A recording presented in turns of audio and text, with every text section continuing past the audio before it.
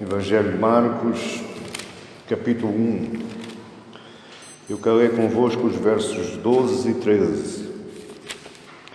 E desta forma, dando seguimento ao nosso estudo já iniciado, acerca do Evangelho segundo escreveu Marcos, o Evangelho de Jesus Cristo, segundo escreveu Marcos, eu hoje queria falar convosco acerca da provação, a tentação de Jesus no deserto. Marcos capítulo 1, versos 12 e 13 diz assim: E logo o Espírito o impeliu para o deserto. E ele esteve no deserto 40 dias, tentado por Satanás. E vivia entre as feras, e os anjos o serviam. Senhor Deus, a Tua palavra está aberta nas nossas mãos. Eu te peço, Senhor, pela Tua graça e pela Tua misericórdia, que abras também os nossos corações, para que nós venhamos, Senhor, a aprender mais da pessoa do nosso Salvador, do nosso Redentor, a pessoa do Teu Filho amado Jesus.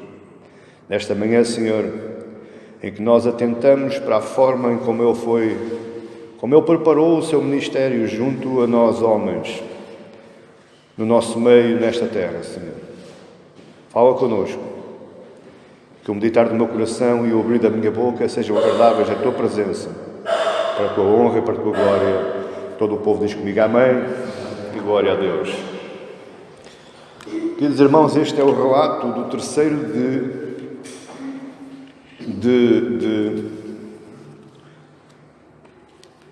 3 episódios, é o último relato dos episódios da preparação do ministério de Jesus. Marcos nos relata, no capítulo 1, mais atrás, que houve 3 fases que Jesus passou na sua preparação, no ministério que ele ia exercer junto a nós. A primeira fase foi o aparecimento de João Batista, a segunda fase foi o seu batismo público, com o recebimento da declaração pública da parte de Deus: este é o meu Filho amado em quem me comprazo. E agora temos a terceira parte, que é a tentação de Jesus durante 40 dias e 40 noites no deserto. E nós precisamos entender que Jesus, ao assumir a natureza humana, exatamente como você e eu, sujeito às mesmas coisas, às mesmas tristezas, às mesmas mágoas, às mesmas frustrações, às mesmas alegrias, às mesmas conquistas, Jesus necessitou de ser testado, de ser provado. Curioso. Vamos começar bem esta lição curioso. Porque certos homens dizem que um cristão não deve ser testado, não deve ser provado. Certos homens dizem que os cristãos devem viver a sua vida baseada no surf. Vamos surfar sobre uma onda, mas uma onda baixinha. Não pode ter muita crista. Tem que ser uma coisa muito paz, muito zen.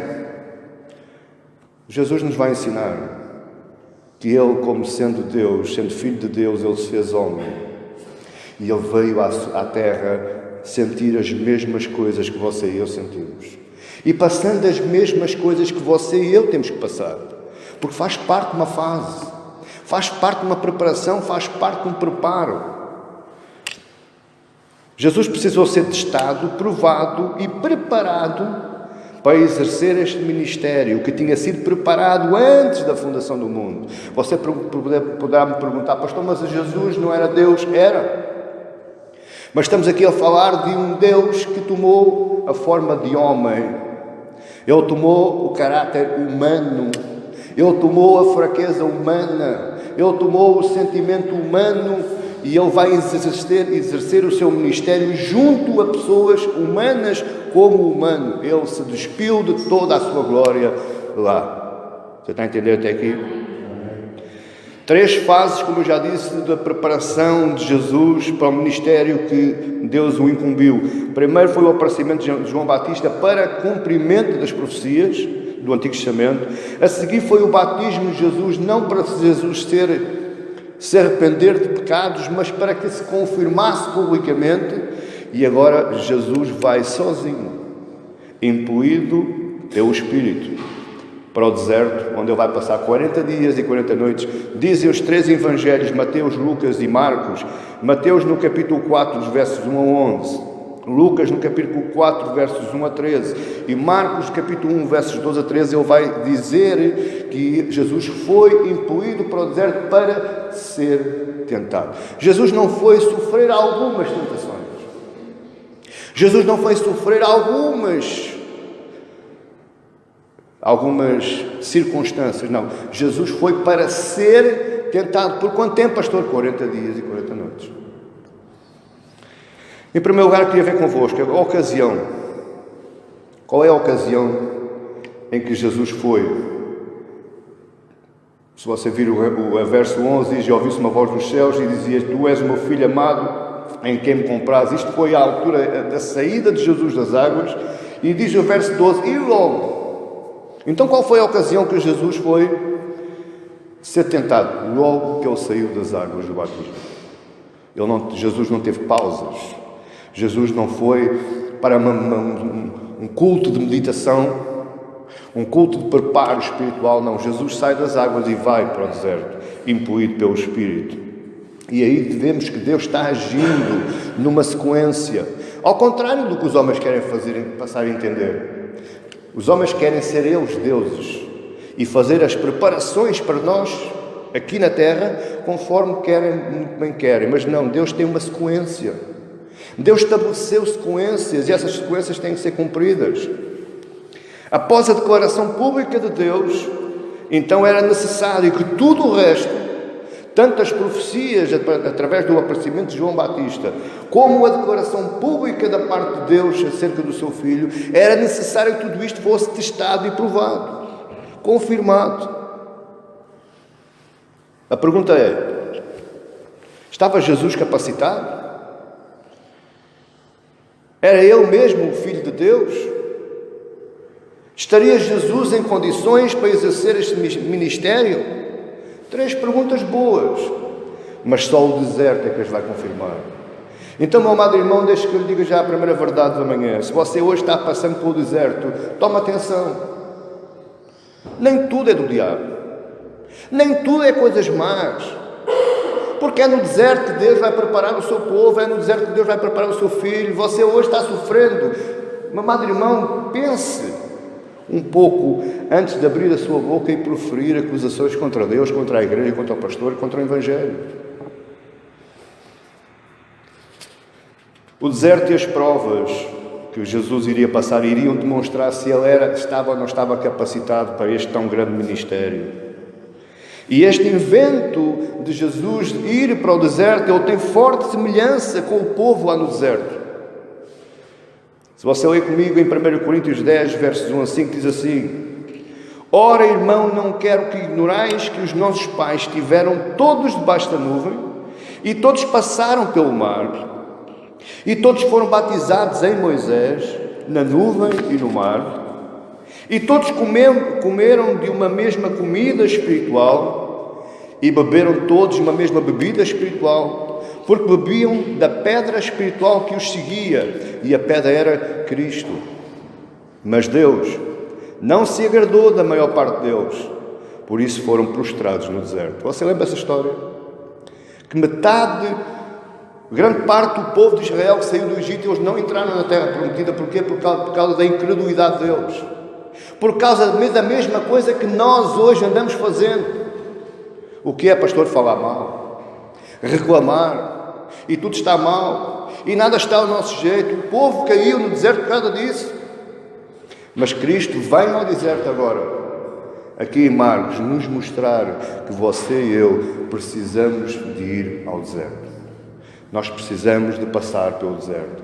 Nós precisamos de passar pelo teste de Deus. Só assim sairemos, como diz lá em Hebreus, aprovados por Deus. Não é que você é aprovado por Deus no deserto. A sua fé é aprovada por Deus no deserto. A sua convicção, a sua esperança é aprovada aonde? No deserto.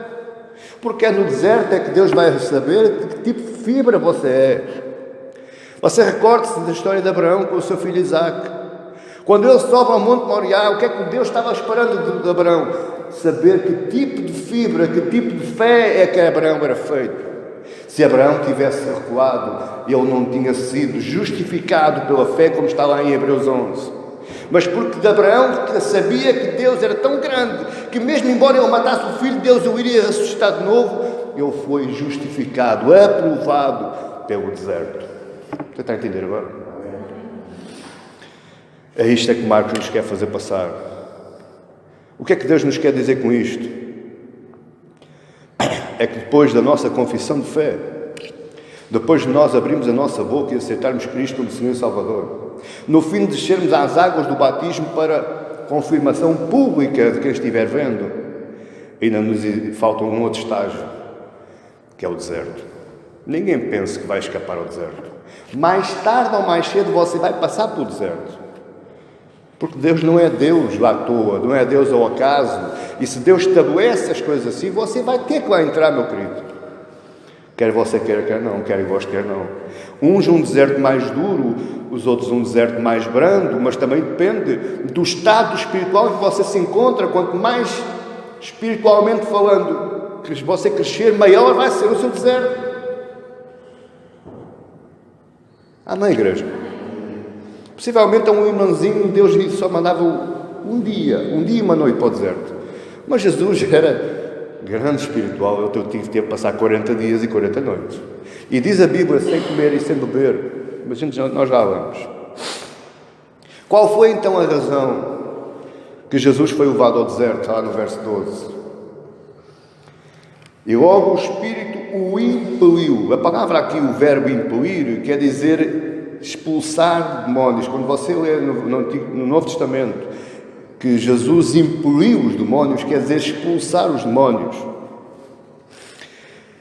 A ideia aqui é que o mesmo Espírito que desceu sobre Jesus quando ele saiu das águas foi o mesmo que expulsa Jesus para o deserto, empurra Jesus para o deserto. Não quer dizer aqui que Jesus não foi de livre vontade. Jesus foi de livre vontade porque ele sabia bem o plano que tinha traçado com o Pai lá na eternidade.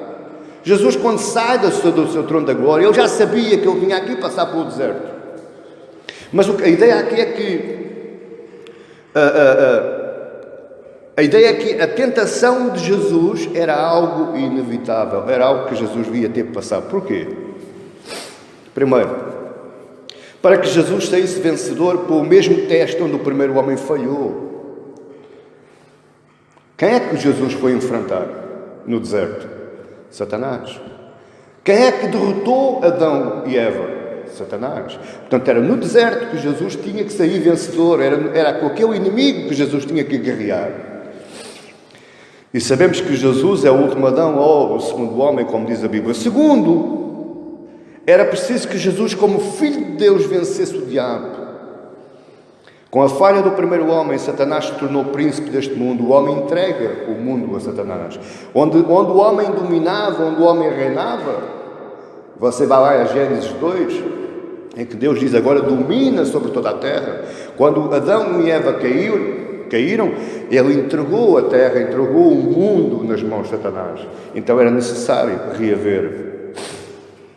E para que Cristo pudesse redimir a raça humana, ele tinha que vencer primeiro Satanás como humano. Tinha que ser nas mesmas condições. Você está a entender? A partir do verso 14, quando você vê, a partir do verso 14 em Marcos, Jesus sai do deserto e começa a exercer o seu ministério. Marcos não nos ilustra como é que Jesus saiu vencedor, mas pela descrição, pela narrativa, nós vemos que Jesus saiu mesmo vencedor, porque ele sai lá de além Jordão e ele vai para a Galileia, e aí começa logo anunciando, no verso 15, anunciando o Evangelho e ajuntando os seus discípulos. E a partir do verso 14, Jesus sai para conquistar a casa de Satanás. Em terceiro lugar, porque é que Jesus foi para o deserto? Porque ele precisava de aprender a ser tentado. E aqui é que eu quero que você preste atenção. Porque é que Jesus precisava de aprender a ser tentado? Havia necessidade de Jesus aprender a ser tentado? Parece que a Bíblia não tem nexo, mas tem. Olhe comigo. Jesus precisava de suportar a tentação. Para quê? Para que um dia Ele pudesse ser o nosso intercessor.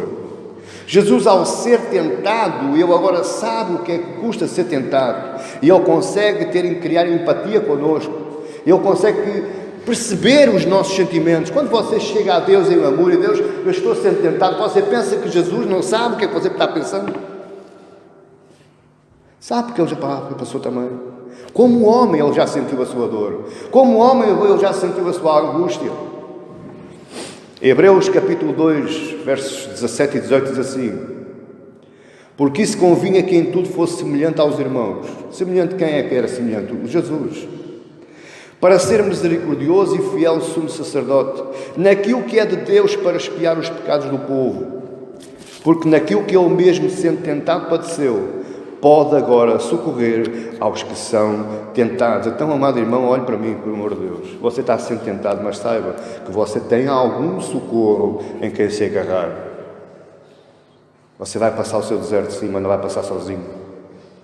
Você vai sofrer, sim, você vai ficar angustiado, sim, mas saiba que alguém está chorando ao seu lado. Alguém está ficando angustiado ao seu lado, porque Ele sabe socorrer aos que são tentados. E no capítulo 4 de Hebreus, nos versos 14 e 16, diz assim: visto que temos um grande sumo sacerdote, Jesus, Filho de Deus, que penetrou nos céus, retenhamos firmemente a nossa confissão. Porque não temos um sumo sacerdote que não possa compadecer-se das nossas fraquezas, porém, um que, como nós, em tudo foi tentado, mas sem pecado.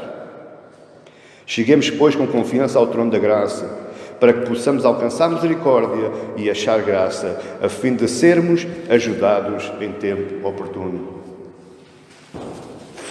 Aquele que é o verdadeiro Filho de Deus, aquele que se fez homem, aquele que padeceu, sendo tentado sem pecado, é o mesmo que está lado a lado consigo nas suas batalhas. Amém, igreja? Que isso nos possa encher hoje a nossa alma. Jesus pode socorrer, socorro, pode oferecer socorro, pois Ele tem empatia. Sabe o que é empatia? Ele sente a mesma coisa por nós, e Ele entende o que é ser tentado no deserto. Mas em terceiro lugar, o local da tentação. Diz aí o deserto. Mas bom, Jesus já estava no deserto. Estava, pastor? Estava. Porque se você for lá, no verso 4 diz assim: e apareceu João batizando aonde? No deserto. Então Jesus foi batizado aonde? No deserto. Então que deserto é este que a Bíblia fala mais à frente? É o local mais inóspito, é o local mais interior do deserto a norte de Jerusalém, na Judeia. Mas porquê o deserto? Porquê é que havia necessidade de Deus preparar um deserto? Porquê é que Ele não preparou um oásis? Ou porquê é que Ele não preparou um deserto mais à beira do rio? Em primeiro lugar, para que a tentação fosse mais severa. Porque há um simbolismo. E agora repare uma coisa: porque é que Jesus teve que ser tentado no deserto? Porque Adão caiu no jardim. E ele agora vai ter que vencer em circunstâncias diferentes daquilo que Adão caiu. Adão tinha tudo. Adão dominava sobre tudo. Adão podia comer de tudo.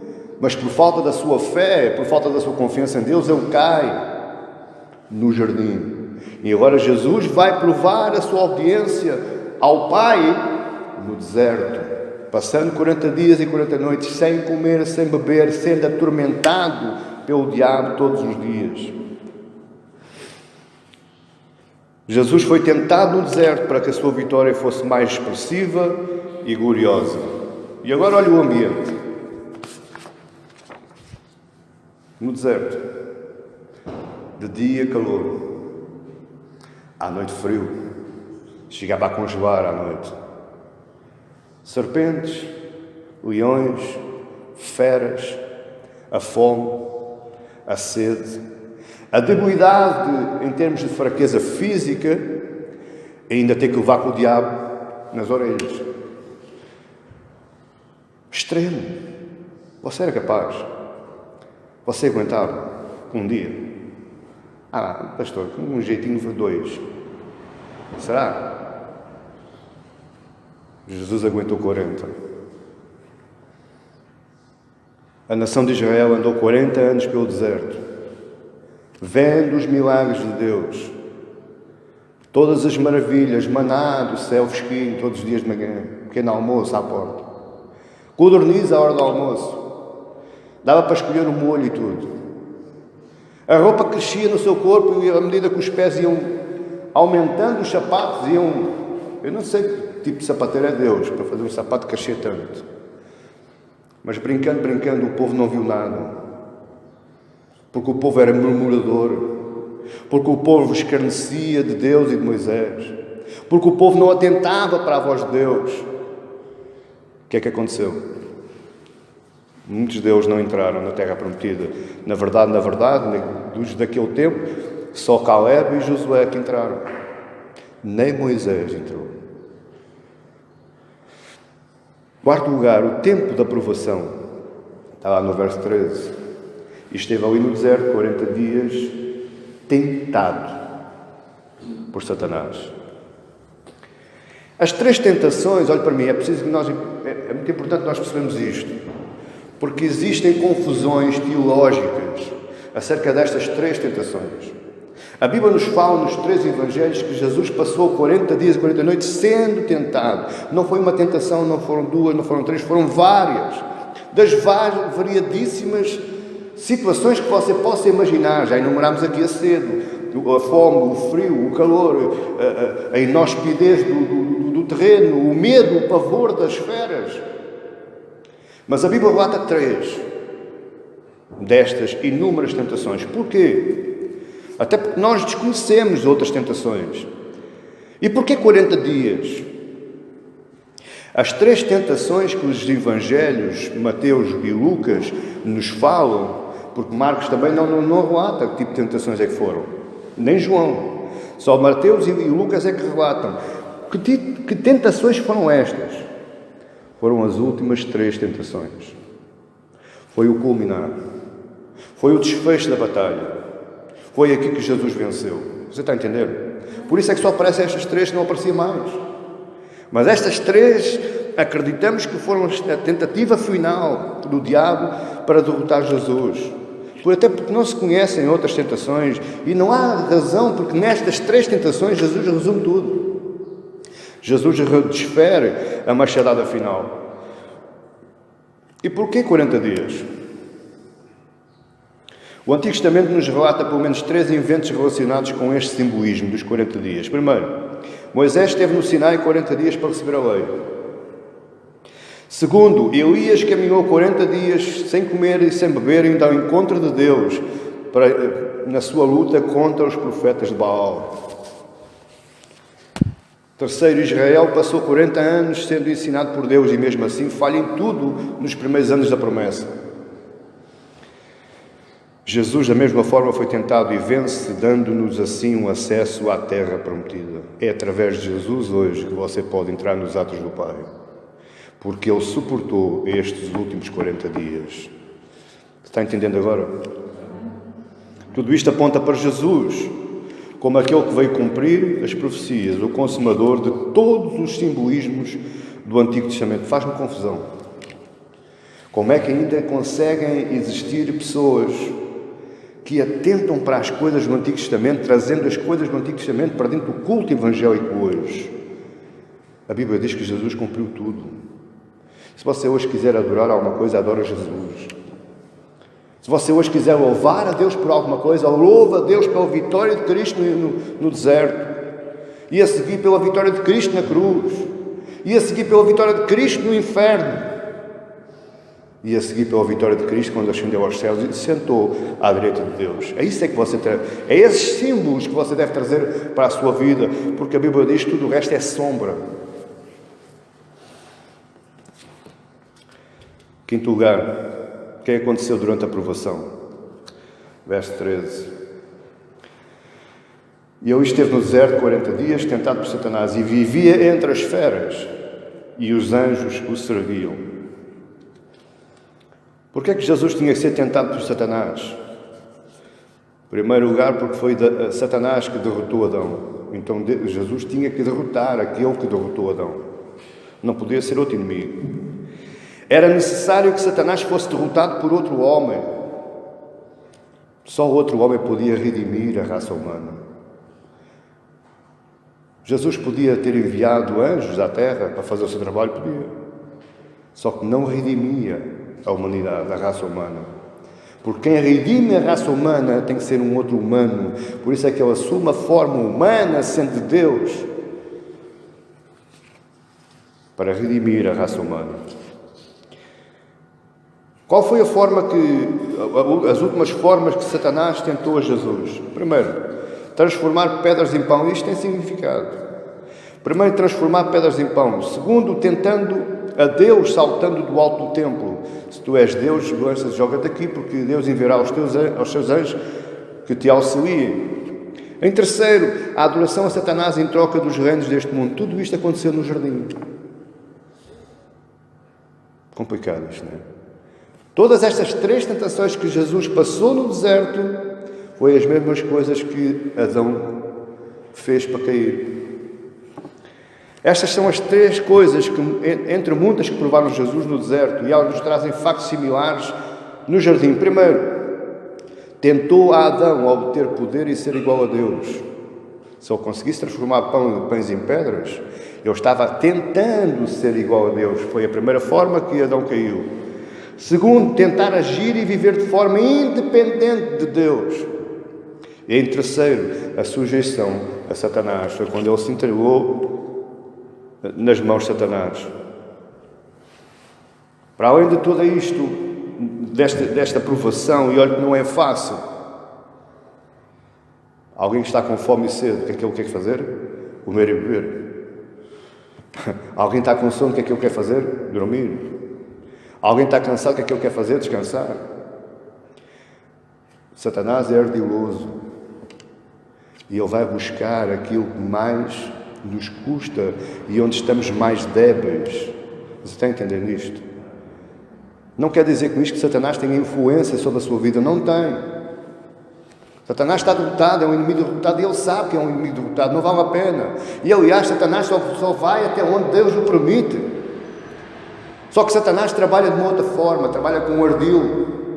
Ele é ardiloso. Ele vai sussurrar ao seu ouvido aquilo que você quer ouvir. E aí você vai cair. Amém?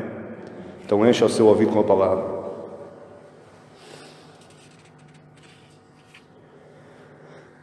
Curioso é que, além da gravidade do ambiente, o frio, o calor, as feras e outros perigos, você pensa em perigos no deserto. Pensa em perigos que aquilo lá aconteceu, isso tudo. Deus nunca abandonou o seu filho. E aqui está um outro erro teológico. É que quando alguém lê assim, e os anjos o serviam, está lá no final do verso 13, aqui não quer dizer que os anjos serviam a Jesus. Na verdade, a culpa não é dos teólogos, é de quem escreveu. Porque aqui os anjos o consolavam. Essa é a tradução mais verdadeira. Os anjos o consolavam, estavam consolando Jesus. Você lembra-se no jardim do Getsemane? Quando Jesus orou aquela célebre oração, onde ele suou lágrimas de sangue, o que é que diz a Bíblia? E o anjo de Deus o consolava. É mesmo igual, é aqui. Jesus suporta isto, porque ele sabe que o Pai enviou anjos para o consolar. O servir aqui não é que eles levavam comida, nem levavam bebida, não, nada disso. Aqui o servir é que os anjos o consolavam. E essa é a missão dos anjos. Os anjos não lhe vão trazer pãozinho, e manteiguinha, e queijinho. Não, nem pense nisso. Isso são doutrinas erradas. O que os anjos fazem é que Deus envia os seus anjos para quê? Para consolar, para ajudar, para animar, para levantar. Você está entendendo isto? É muito importante que nós percebamos isto. Naquele lugar, meus amados irmãos, nestes 40 dias e 40 noites, estava sendo decidido o destino da humanidade. Você já pensou se Jesus falhasse? Satanás tinha poder dobrado. Satanás tinha vencido uma primeira vez e vencia uma segunda vez. Quem é que parava esse bicho? Mais ninguém. Naquele lugar estava sendo decidido o destino da humanidade, embora a vitória já estivesse previamente decretada, antes do princípio de tudo. Por causa, outro dado curioso, porque Marcos era um indivíduo extremamente inteligente quando escrevia. E ele deixa coisas em aberto. E você há de reparar que o livro de Marcos não está fechado.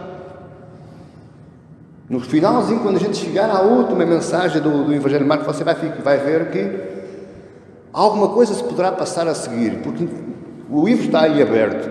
E aqui o verso 13 podia ter um 13,5, porque por causa da omissão de Marcos acerca da forma vitoriosa em que Jesus sai daquele deserto, poderá estar a querer nos dizer que a vitória alcançada por Jesus ainda não está completa.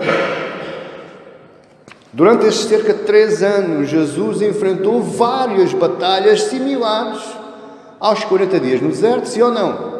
Quantas vezes Jesus foi perseguido? Quantas vezes quiseram matar Jesus? Quantas vezes Jesus foi escarnecido? Quantas vezes o diabo tentou a Jesus? Várias vezes. Então a batalha que ele trava no deserto, ele não ficou ali acabado. Então, meu amado irmão, ouça, a batalha que você pode estar enfrentando hoje, ela não fica acabada de um dia para o outro. Você vai enfrentar mais. Pastor, hoje é só para ajudar. A Bíblia está falando. Você vai enfrentar mais. É de fé em fé, é de glória em glória, até que um dia tudo se acabe e nós veremos o nosso Jesus. Deixa que eu traga para terminar algumas aplicações deste trecho, destes 2 versos, para a nossa vida. E eu quero lembrar de um movimento muito famoso que existe aí, você já deve ter ouvido falar, que é o movimento da batalha espiritual. Então é um movimento em que os seus pastores ensinam os seus súditos, os seus discípulos, que tudo faz parte de uma batalha espiritual. Eu tenho que acordar a dar porrada no diabo, tenho que almoçar a dar porrada no diabo, tenho que jantar a dar porrada no diabo e tenho que me deitar a dar-lhe na cabeça na mesma. Nada mais enganoso. É lá de mim na Bíblia, meus amados irmãos, nós vemos Jesus em guerra aberta contra o diabo. Eu vejo Jesus a expulsar demónios, falando, sai, e eles iam. Eu vejo Pedro, eu vejo Paulo, mas eu não vejo movimentos de batalha espiritual que vivem dia a dia só para dar pancada na cabeça do diabo. Eu não vejo Jesus a sair, por exemplo, daqui do deserto, mas Jesus, no verso 14, e depois que João foi entregue à prisão, veio Jesus para a Galileia. Veja bem, Jesus não enviou uma comissão para abrir caminho, para desbastar. É isso que ensina o movimento da batalha espiritual, ou seja, mais ou menos nesta ideia. Eu abri esta igreja aqui, mas antes de a ter aberto, eu tinha que vir para aqui uma semana antes e era expulsar demónios, pancadaria, a torta e direito. E só no fim de estar tudo limpinho, varridinho e engomadinho, então é que eu abri a igreja. Eu não vejo Paulo, não vejo apóstolos fazer isso. O que eu vejo é eles enfrentarem o diabo. É que o que eu vejo é eles enfrentarem as situações.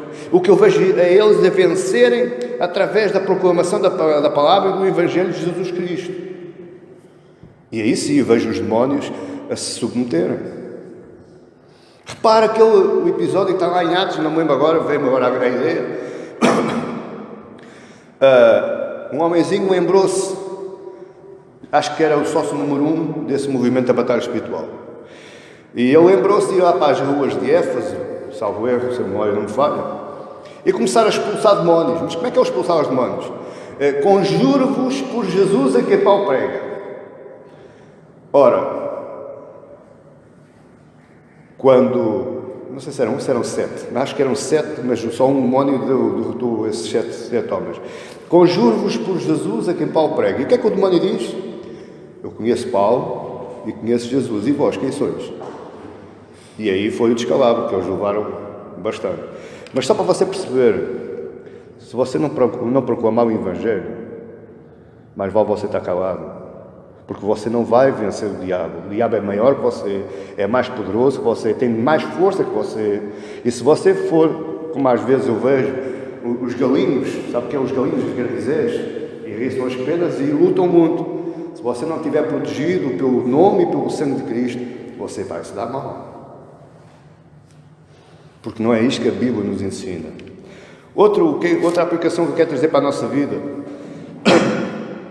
é que Jesus travou a verdadeira batalha espiritual, mas como? Ele ganhou-a, mas como? Através da obediência. Ele foi obediente ao Pai. E só por causa da obediência ao Pai é que ele travou a batalha e ganhou a batalha. Então não pense você que vai ganhar alguma batalha com as horas espirituais se você não é minimamente obediente ao seu Pai. Se você não é obediente ao Evangelho, o que é que vai acontecer? Você vai perdê-la. A importância de estar preparado é fundamental. E muitas vezes o Espírito de Deus nos vai impelir para ir para o deserto. É no deserto que você vai se preparar. É no deserto que você vai vestir a couraça, capacete, vai afiar a sua espada. É no deserto em que você vai aprender a ser um guerreiro. Não é nas reuniões de exaltação ao homem. Porque em vez de preparar, só despreparam. Nós temos que olhar a forma como Jesus fez. Seguir-lhe o exemplo. Seguir os seus passos e não inventar umas doutrinas que acho que é bom para mim.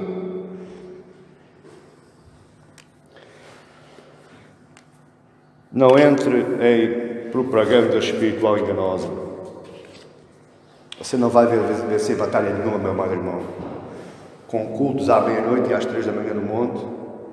Você não vai vencer batalha nenhuma em campanhas espirituais do poder, do manto e do fogo, do sal grosso, da roda ungida e da água babejada. Você não vai vencer batalha nenhuma. Porque só através do nome de Cristo, do nome de Jesus, aquele que foi à cruz por si e por mim, é só através desse nome é que você vai vencer. E para você vencer nesse nome, você tem que pisar os seus passos, caminhar os seus caminhos, seguir os seus exemplos. Se não fosse assim, nós não tínhamos os relatos bíblicos dos apóstolos.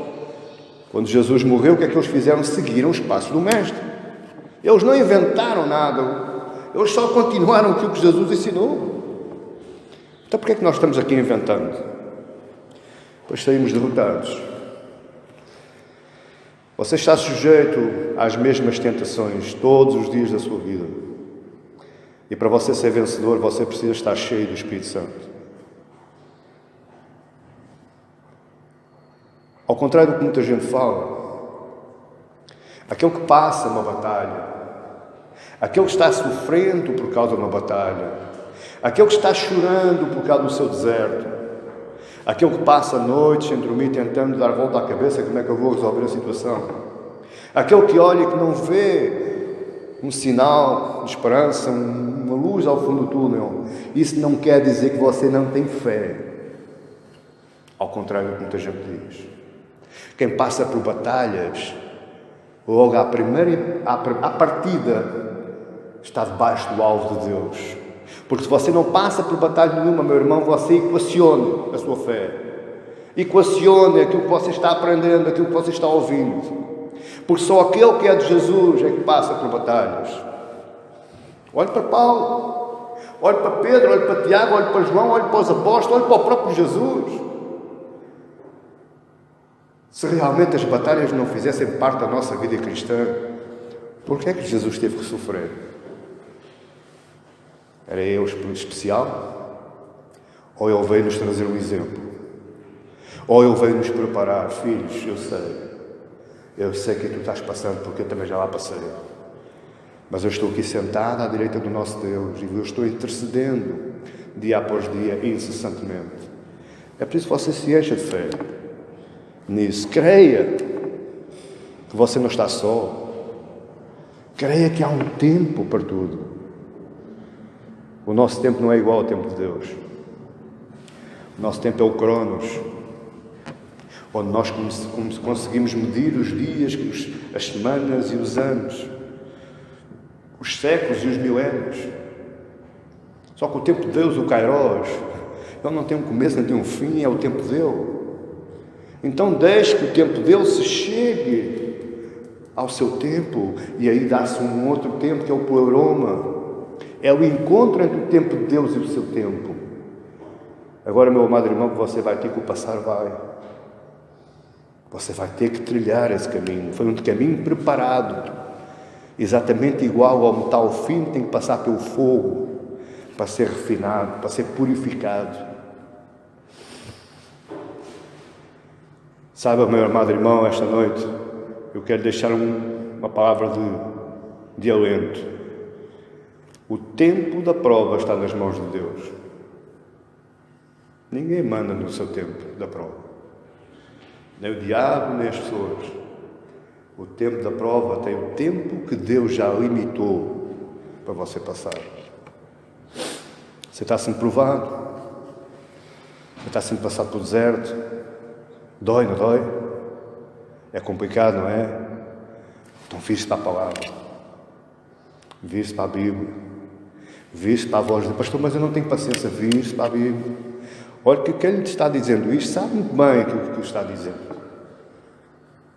Não abra mão, porque você não sabe se no dia da manhã, se o sol não vai raiar sobre a sua vida, e você vai olhar para trás e vai dizer assim: graças a Deus,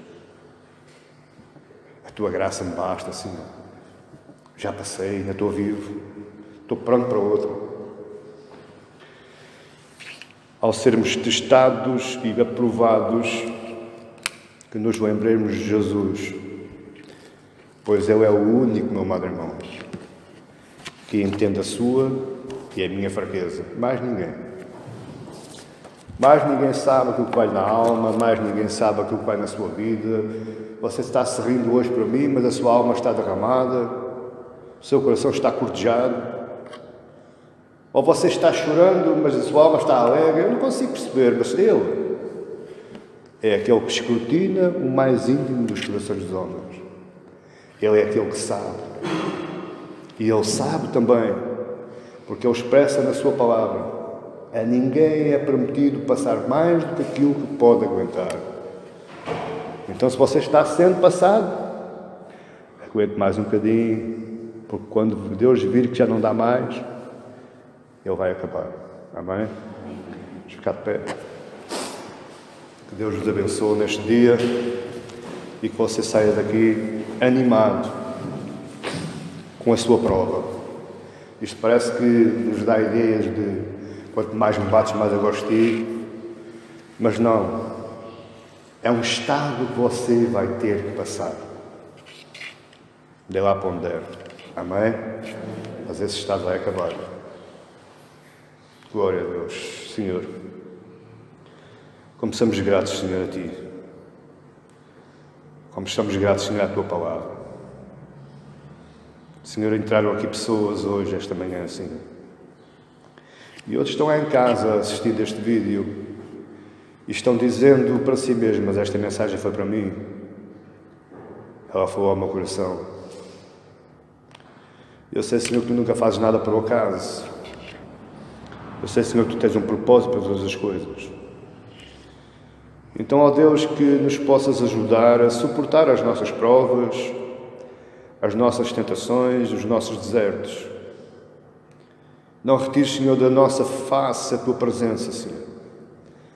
Porque essa, Senhor, é a única que nos dá alento e nos ajuda e coragem e força para continuar neste longo e penoso caminho, que é este caminho que Tu preparaste para nós nesta terra. Eu sei, Jesus, Tu sabes que não é fácil, mas eu te peço, Senhor, que envies os Teus anjos e que nos consoles, Senhor. Consoles os nossos corações, as nossas almas. Senhor, consoles os nossos familiares. Consoles os meus irmãos, Senhor.